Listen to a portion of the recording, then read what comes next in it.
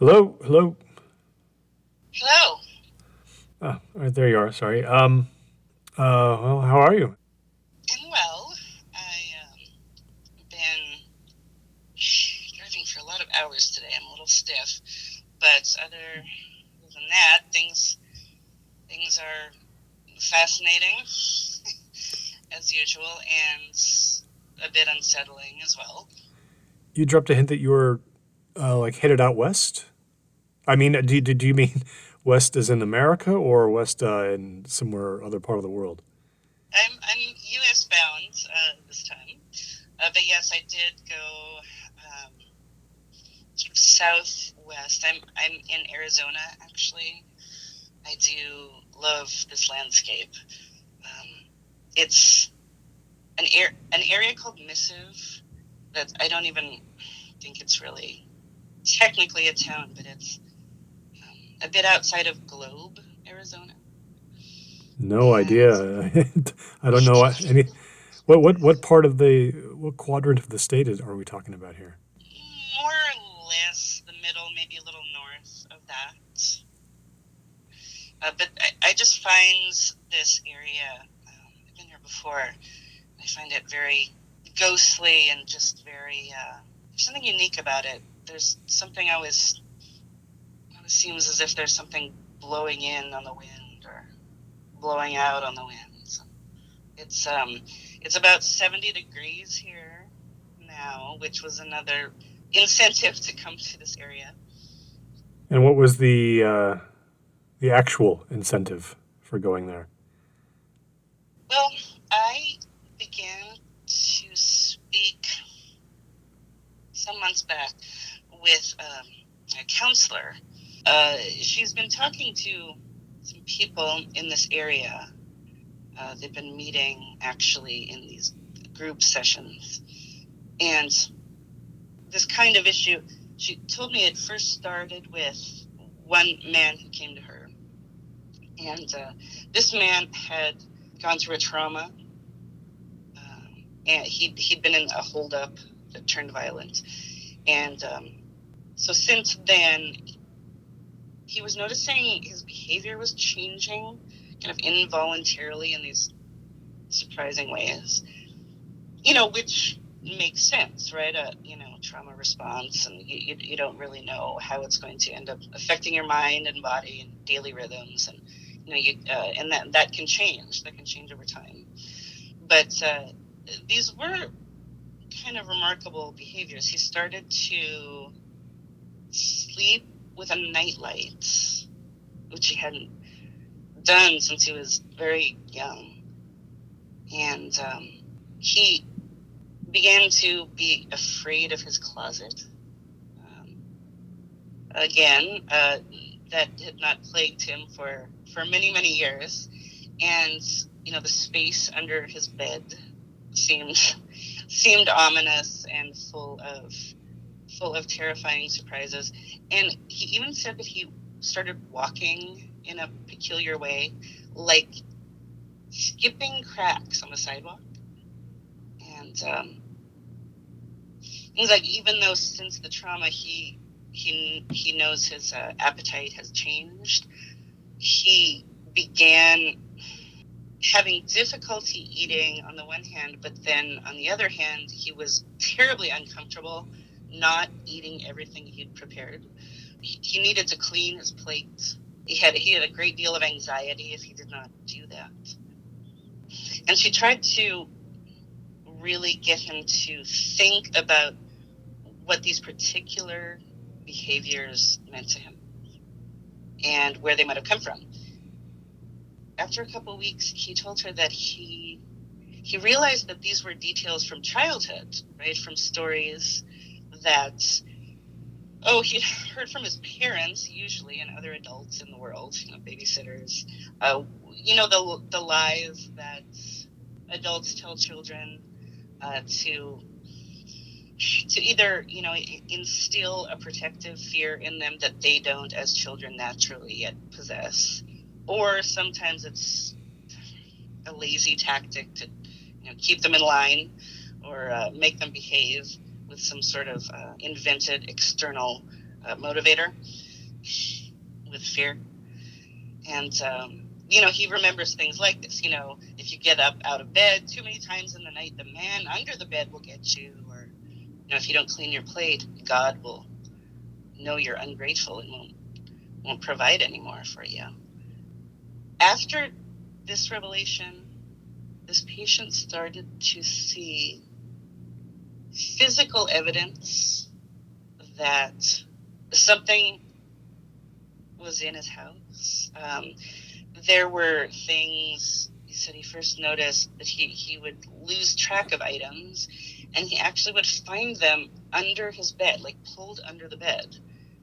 And there was actually even a little hole made in the bottom of the mattress that he found a couple of the smaller objects like keys and his watch up in that hole in the mattress. And the closet, he said the closet was the worst. There were these scratch marks around the frame of the door and along the floorboards inside of it. And he lived alone? Yes, and so his environment began to get more and more frightening. But he told her that he wasn't the only one who'd been experiencing these particular kinds of things. These resurfacing of these items of lore from childhood. A puzzle she's still trying to solve is like, how are these things arriving? Are they manifestations separate from the patients, or are they coming through them somehow, into the world? And why are they resurfacing now, when they're no longer needed, really? Have they become needed once again for some reason?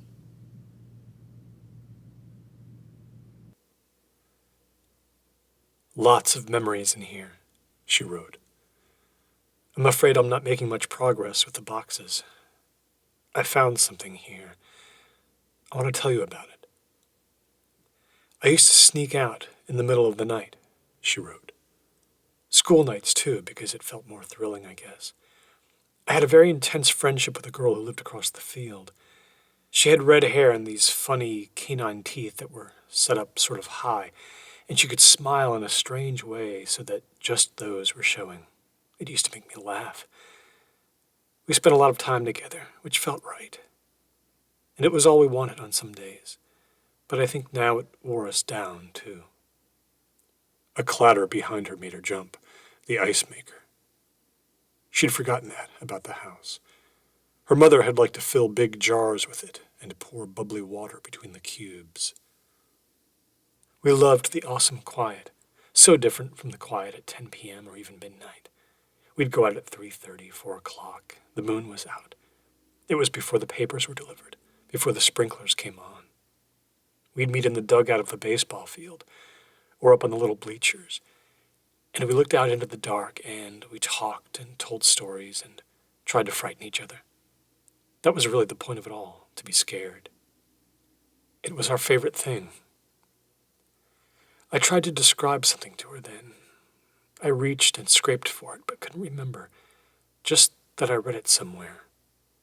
I could only remember it was a monster, that it was tall and sharp and gray, and it was easy to imagine out there on those nights, running around the bases or tumbling along the weeds and brambles along the back of the fences from my street.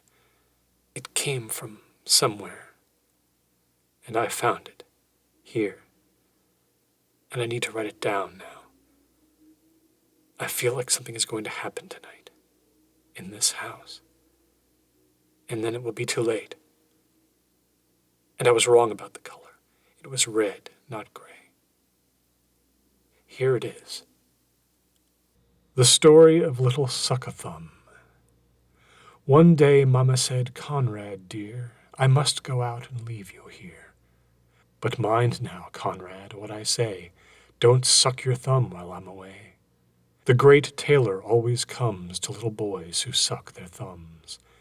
And ere they dream what he's about, he takes his great sharp scissors out and cuts their thumbs clean off, and then, they never grow again. Mamma had scarcely turned her back. The thumb was in. Alack, alack! The door flew open. In he ran, the great, long, red-legged scissor man. Oh, children, see, the tailor's come and caught our little suck-a-thumb. Snip, snap, snip the scissors go, and Conrad cries out, "Oh, oh, oh!" Snip, snap, snip, they go so fast that both his thumbs are off at last. Mamma comes home. There Conrad stands, and looks quite sad and shows his hands. "Ah," said Mamma, "I knew he'd come to naughty little Suck-a-Thumb." It terrified me as a kid, the pictures. Imagine telling a child a story like this. The night was crackling around the house. Thunder speckled and fed and drenched and raised over the distant wheat. Electric clouds burst on the horizon under a thick purple soak of sky. Freaked-out birds slashed and pinioned by cable wires. She wrote, "Did you ever think that where we start is where we end up? I don't know if I believe that. But I've heard things in the attic, and a storm's coming in. And if I go lost, I know you'll be the one who looks for me."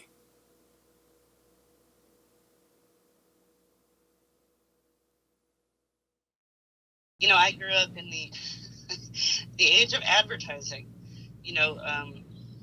The programming, maybe it's still the same now, but it seemed like there were a lot of stories based in people making these kinds of physical transformations, being able to morph into an animal of some kind, or, having magical powers and being able to change themselves physically to best take advantage of their situation, or to elude danger, or to just, play tricks.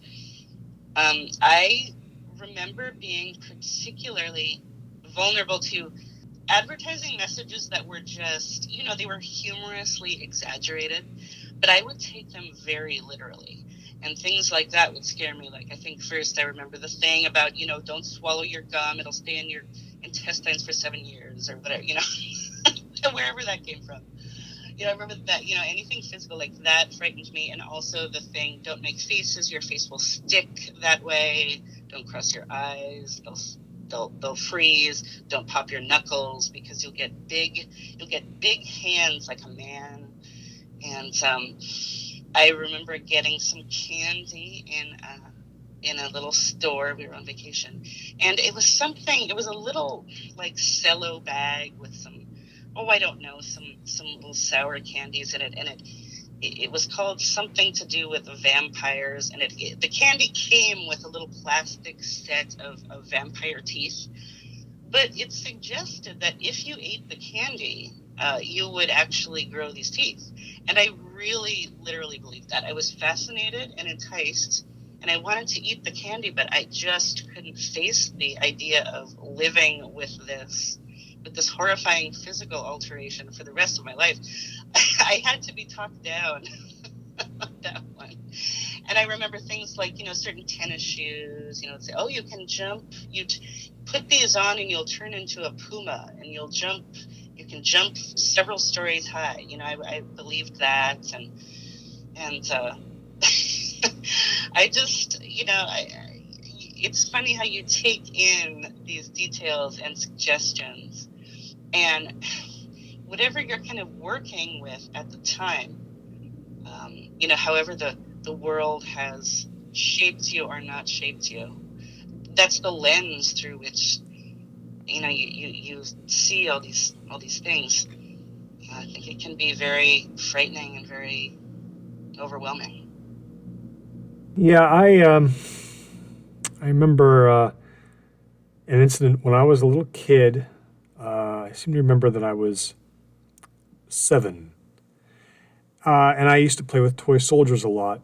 Actually, all alone. in my backyard, kind of a lonely kid.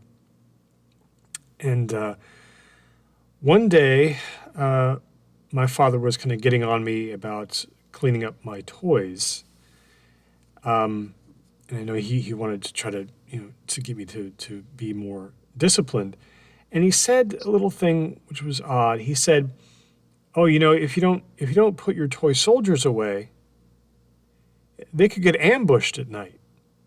It was just that one sentence, but for some reason that word ambushed, it became this magical word, this sort of terrifying word in my mind. I vaguely knew the concept, but I was frightened of my toy soldiers becoming ambushed at night because of my irresponsibility. I didn't really know what that meant, but these images of them getting slaughtered, these things I had fondness for, it just wouldn't leave me.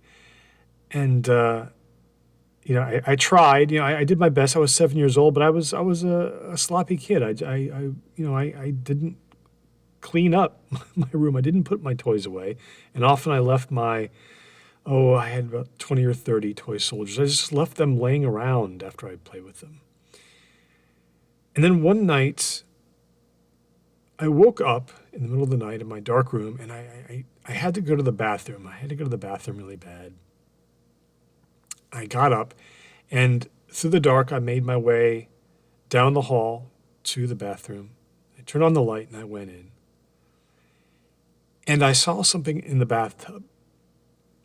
I looked in, and all of my toy soldiers were lying scattered in the bottom of the bathtub with maybe a half inch of water throughout. And I had been playing with them in the dirt that very day, and the water had mixed with the mud, and it was creating these horrible brown streaks in the bottom of the bathtub. They were scattered everywhere, some of them face down. And I remember gasping. Something horrible had happened to my toy soldiers. They had been slaughtered there in my bathtub. And it didn't occur to me then that what my father had warned me about was true, but I think I thought that on some subconscious level. And it turned out that my mother had simply gone out and picked up all my toy soldiers and decided to wash them in the bathtub, just leaving them in there to soak overnight so they would be clean for me. But basically, just because of what my father had said and that magic word and that one image he'd instilled in my mind, it created that terrifying, heart-stopping moment. And I still have that image in my mind of my poor toy soldiers decimated, slaughtered in the bottom of my bathtub. 512 Curlew Street. The gray-blue house with the brown trim. A woman steps on a fuzzy bee inching across the linoleum of the kitchen. Worse than the pain that comes quickly and just immediately is its own thing, is in and of itself, is the bee's scary panic buzz and flail in the ways its body feels beneath the ball of her foot. She doesn't plan on telling her son about a monster that lives in the backyard, and she's not proud of herself for doing it. But she's tired and rough-sanded down from a hard month, and she's sick of repeatedly asking him to slide the screen door closed. Somehow he just won't or forgets, and he runs in and out to the backyard with his little friends or the little dog. And as she ices her foot in the living room, putting the sole down into it and feels the hard ache of the cold creep up into her bones, making her leg ache, her son comes in, smiling and crashing, and sits on the sofa next to her. He says he's hungry. Nearly involuntarily, she says it. She hadn't wanted to tell him this, but since he refuses to listen to her and won't shut the door, she would have to now. She tells him about the monster out there in the yard, and that it can't come inside the house unless the door is open, and it's out there day and night, and sooner or later it would come in, and it eats the bones of people, especially children, and crushes them between its teeth.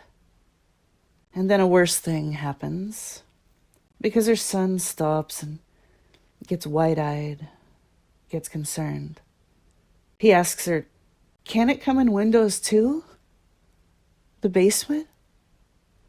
She thinks of his big fear now, the sleepless nights ahead, and still, in a remarkable lapse of self-control, of doubling down, of revenge maybe too a little bit, she hears herself saying, "Yes, sometimes." She looks away from him to the television, where a house is getting painted and gutted, transformed. Later, up on Waxwing Place, Jenna Smith and Michael Sauer open the front door and step gingerly down to a pillow of grass. Jenna's parents are gone for a few days, and the couple have swallowed some paper squares of acid and want to be outside. It is now dark, and popping clouds of gnats and mosquitoes roil up at the orangey streetlights like schools of churning fish.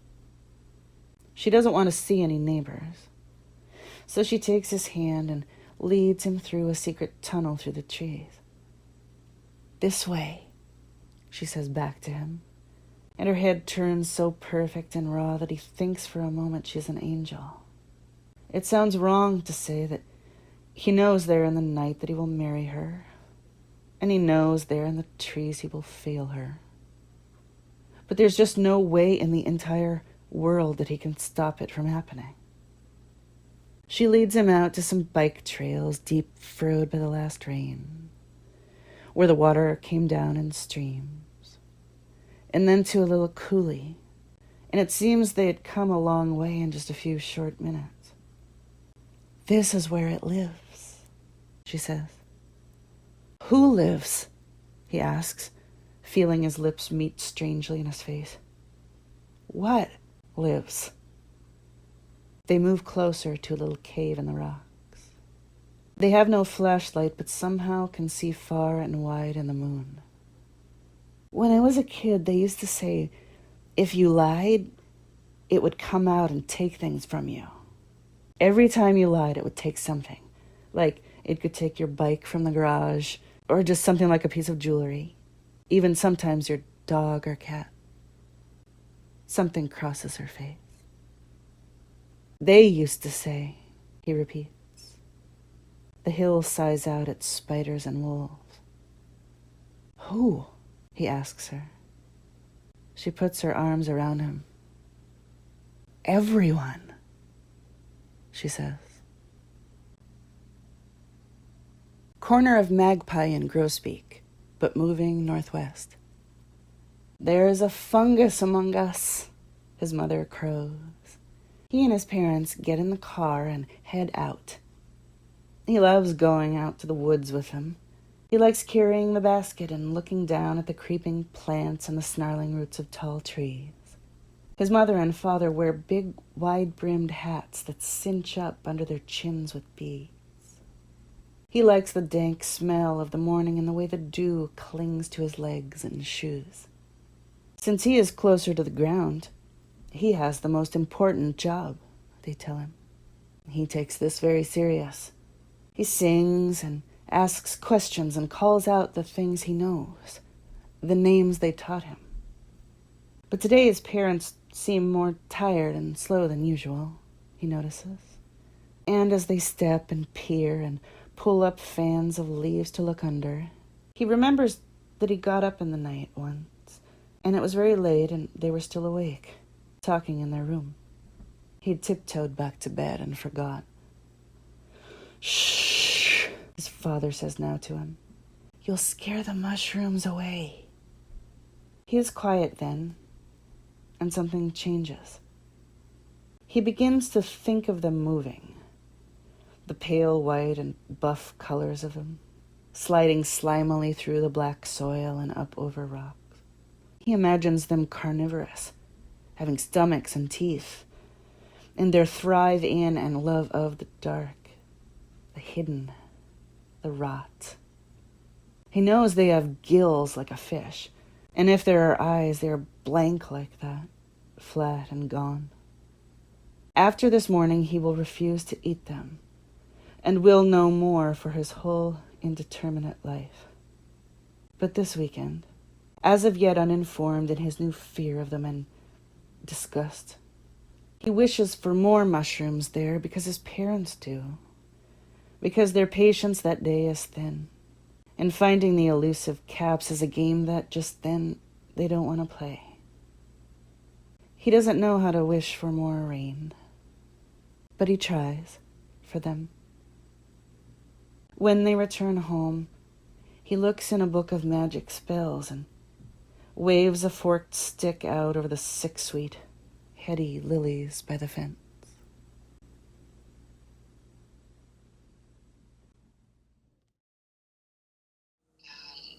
I can imagine wanting, for instance, to instill a fear of strangers in your child, but the schedule on which your child might actually just kind of naturally adopt these fears on their own might not be the schedule that you are comfortable with. And I just think, in order to instill a protective fear in the child, a self-protective fear that they don't yet have in them, I'm sure that the temptation is there to kind of rush things along.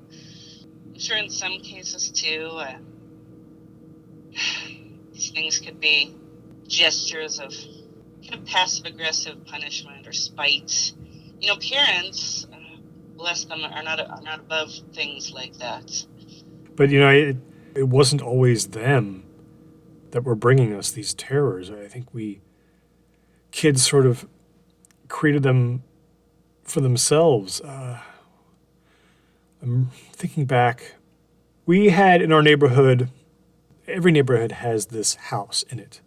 It's the slightly darker house that's on the corner. Just for whatever reason, it has properties, maybe an overgrown lawn, or maybe there's never a car in the driveway, or it's a dark brown color where all the other houses are lighter. And it just starts to get a reputation among the kids. That's the bad house, and therefore there's someone evil who lives there. There's an old weird man who lives there. And in my neighborhood, this was Mr. Emmett's house. Mr. Emmett. I don't know where the name came from even, but allegedly this Mr. Emmett, who lived in the dark house, the big, dark, spooky house on the corner, well, he was a child killer. Mr. Emmett, don't go near that house. Mr. Emmett, he's a child killer. And this was the line that went through the kids. Like where this came from, I think it had no validity. I'd never heard anything, never, my passing awareness of the news of the outside world when I was 10 years old, there was nothing. It simply was the properties of the house that instilled this legend. And maybe this Mr. Emmett, maybe he had said something, I don't know, cross to some child someday. Some kid went on his lawn and then suddenly he was the child killer.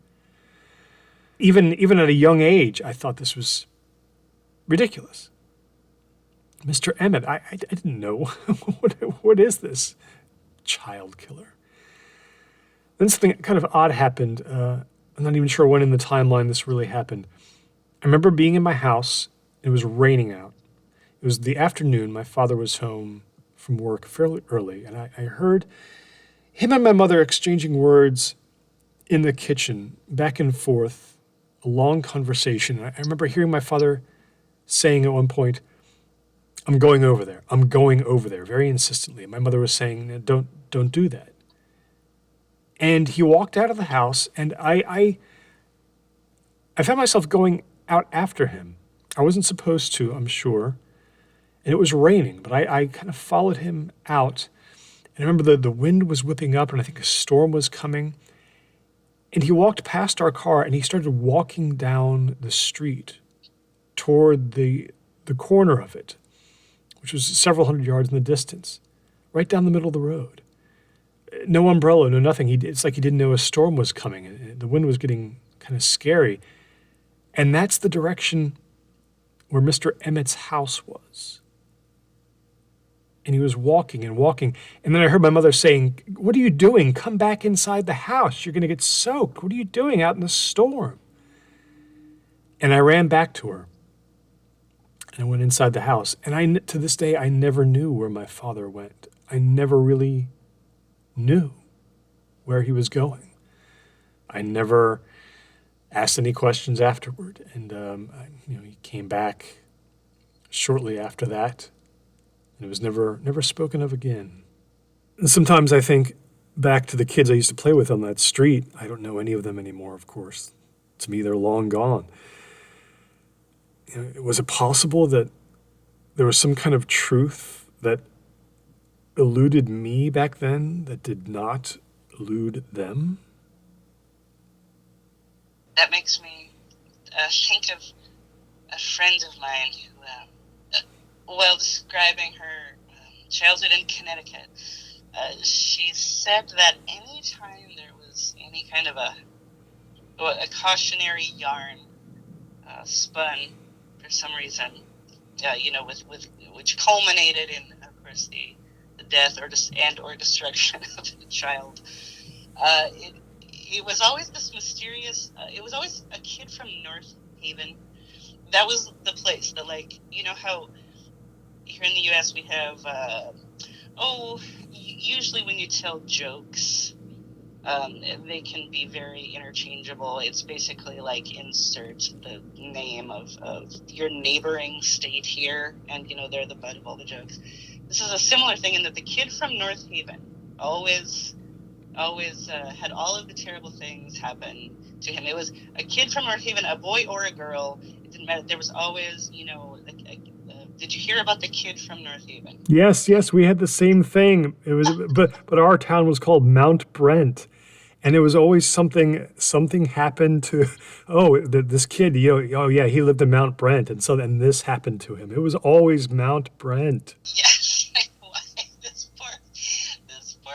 this poor kid from North Haven is just dying all these terrible deaths, and it's just after a while you start developing your critical brain a little bit and asking some questions about what kid from North Haven are you again with the kid from North Haven. I can't. What else could happen to this kid? And it's always a town that's just about 20 miles away, just outside the knowledge radius of a typical kid. It's far enough away. You can't walk there. It's just outside. It's like whenever you hear those other stories about a cousin of a friend or a friend of a friend got killed or run over by the bus, or they cut off their hand because they wouldn't. They reached in one of the candy machine, it's always that. I think that's the key too. Is like it's rendered maddeningly unverifiable. It's not a huge distance away, but it's just enough between you and it that you're not going to ask too many questions. The kid from North Haven sits in a room. Today the room is drawn in thick black waxy lines and has a pillow, a bed, and a nightstand with a little blue glass of water. This is lucky. Sometimes there's nothing in the room but a desk or a chair, and the size of everything, especially the chair, can vary wildly. Sometimes it's too small and painful to use. Sometimes it's too big and makes the kid from North Haven feel minute and precious, like nothing can be changed, like he's all set, all decided from somewhere else. Which is actually true. It's a paper world, a pen and crayon world.